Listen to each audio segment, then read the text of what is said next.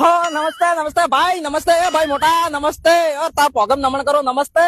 નમસ્તે નમસ્તે નમસ્તે નમસ્તે. અરે ભાઈ આ એટલો નમસ્તે નમસ્તે હું શીખી પડ્યો. અરે આ બાર સરપંચ માં ઉભું થવું હતા, ખબર નહીં પડે. આ બાર પૂરા ગામમાં નમસ્તે કરવો પડે.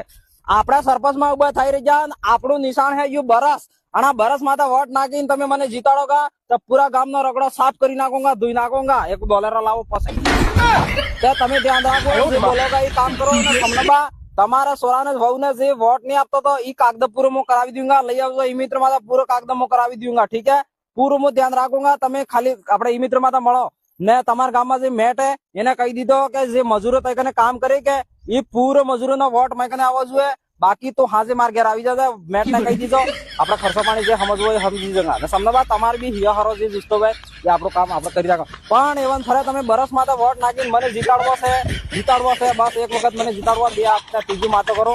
પહેલ કે વખત મજૂર નહીં કરતા કે માર ઘેર માં 15 મન કરતા મારે 4 વોટ આપ જતા. એવન ફરે તમે જીતાડજો નહીં કે આ બરસ માટે જેમ હાબુદીન ક્ષેત્ર દોય કેમ તમને ધોઈ નાખો. બોલરા લાભ દઈએ એક વખત સરપંચ બની ગયો તો ગામ ના મનગન ગાટ બસ નિયમ ખાલી સીટરી નિયમ કરું ખાસ બોલાવા આવે બધા. દોસ્તો સરપંચ એવા બનાવજો કે પૂરા ગામ ને હાથે લઈને ફરે. એવા નહીં બનાવતા કે સરપંચ મારે ફરે ગામ વાય ફરે. નમસ્તે સરપંચ સાહેબ.